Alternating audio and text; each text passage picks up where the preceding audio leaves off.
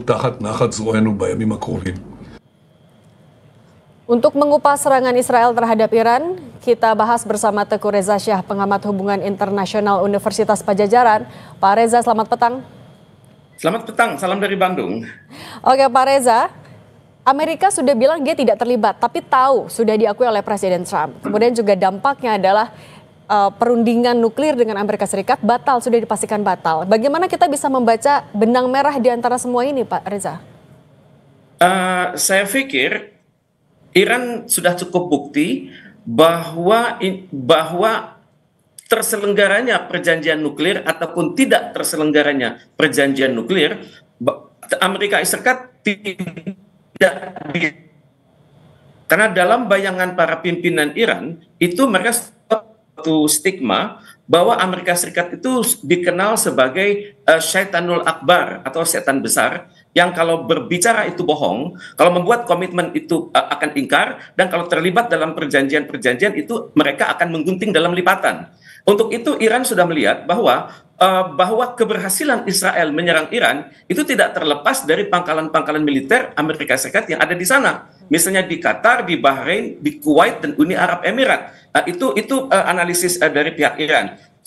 Pada saat yang sama, dari pihak Israel juga sangat percaya diri, di mana mereka punya kemampuan yang sangat sistemik, namanya itu kombinasi dari command, control, computing, surveillance, reconnaissance, dan counter intelligence. Dan sistem intelijen Israel memang sangat luar biasa, dan mereka bisa mendeteksi dengan sangat spesifik di mana beradanya pakar-pakar nuklir Iran, dan juga di mana beradanya jenderal-jenderal Iran tersebut.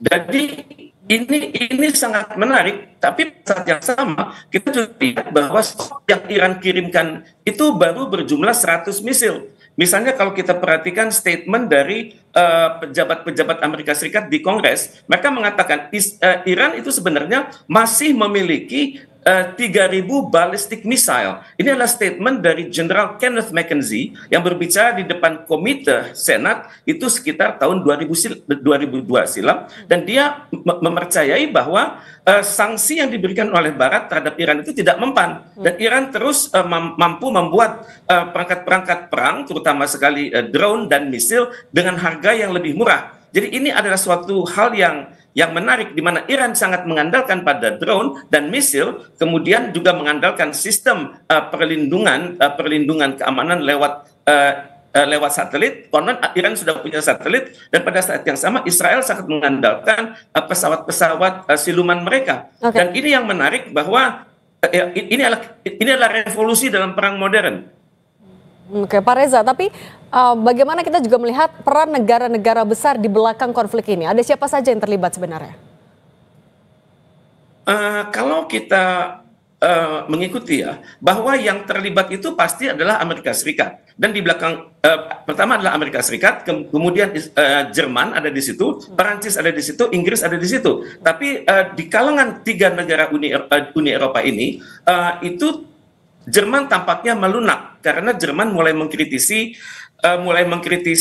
perilaku Zionisme yang sangat bertentangan dengan prinsip-prinsip hak asasi manusia. Tapi di Timur Tengah juga terdapat negara-negara yang bermuka dua. Misalnya diam-diam mereka mengizinkan pesawat-pesawat Israel melintasi wilayah mereka, dan mereka juga mengganggu secara sinyal drone-drone Iran dan pesawat-pesawat Iran yang dikirim dari Teheran dan sekitarnya. Negara-negara yang mendua itu saya perhatikan adalah Mesir, Uni Arab Emirat, Saudi Arabia, Qatar, dan juga Turki. Kemudian Syria juga begitu. Jadi intinya adalah saat ini yang terjadi adalah masing-masing pihak mencoba meyakinkan bahwa mitra-mitranya itu akan melakukan sesuatu ataupun tidak melakukan sesuatu dalam hal terjadinya krisis yang berkesinambungan. Misalnya intelijen Arab Saudi berhasil meyakinkan Mesir untuk tidak terlibat karena ada ancaman dari Israel di mana Israel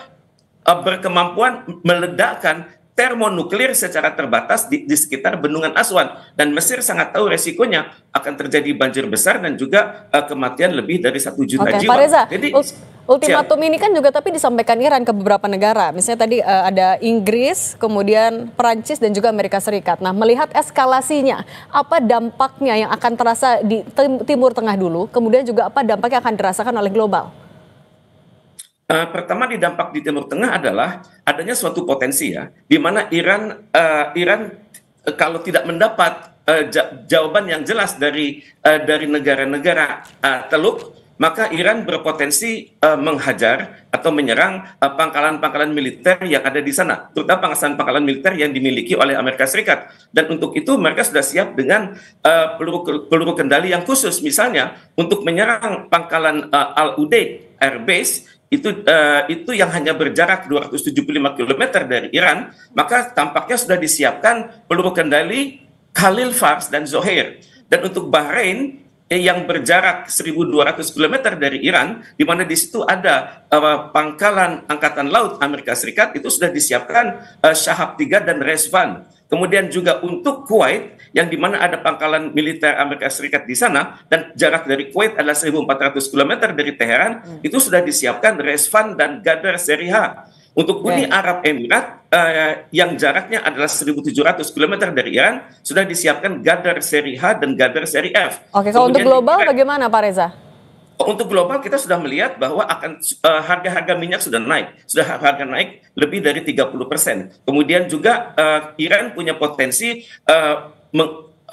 mempengaruhi kelancaran lalu lintas di Selat Hormuz dan di perairan manapun di sekitar Iran. Kemudian juga Iran berpotensi menekan negara-negara tertentu seperti Yaman untuk meningkatkan serangan mereka terhadap lalu lintas dari negara-negara yang pro pada Israel. Jadi ini adalah hal-hal yang sangat mungkin sudah dilakukan oleh kedua negara tersebut. Dalam berupaya meredam konflik ini, apakah juga ada peran-peran yang bisa dimaksimalkan dari Amerika, Rusia maupun Tiongkok juga dalam hal ini, Pak Reza? Saya pikir Tiongkok sangat berkepentingan ya, karena Tiongkok sangat ingin agar di kawasan Timur Tengah tersebut terjadi program-program infrastruktur kalau bisa melebihi program yang dilakukan oleh Amerika Serikat di Arab Saudi yang senilai 600 miliar dolar. Dan untuk itu Cina sangat mengharapkan terjadinya perdamaian di kawasan itu. Sedangkan Rusia baru membuat suatu kebijakan yang lebih jelas saat nanti adanya pertemuan antara Presiden Prabowo Subianto dengan Vladimir Putin sekitar tanggal 18 sampai 20 Juni bulan ini. Kalau selama ini Indonesia dan Rusia masih menjawab secara normatif, saya sangat berharap nanti akan ada koalisi moral antara Rusia dan Indonesia plus yang didukung oleh negara-negara OKI, negara-negara GNB dan juga negara-negara Arab League ya. Dan saya sangat berharap, dan untuk itu suasana masih cair. Kalau kita berbicara persiapan untuk perang, kedua pihak sudah siap untuk perang. Misalnya Iran saat ini sudah melakukan uji coba atas berbagai peluru kendali, apakah itu yang solid propellant SRBM ataupun liquid propellant SRBM ataupun liquid propellant MRBM maupun solid propellant MRBM, di mana mereka baru saja melantik seorang jenderal baru namanya Brigadir Jenderal Syed Majid Mousavi yang secara khusus menangani Islamic Revolution Guard di bidang teknologi ruang angkasa. Jadi Iran menghadapi masalah di mana banyak jenderal-jenderalnya yang berpotensi memimpin Iran masa depan itu sudah wafat, di mana dalam 36 jam terakhir mereka sudah kehilangan. Dengan kondisi seperti itu, apakah masih terbuka jalan damai, ruang diplomasi dengan mengingat banyak tokoh-tokoh Iran yang tewas dalam itu, eskalasinya juga masih memanas. Adakah ruang diplomasi? Ruang diplomasi itu senantiasa ada ya.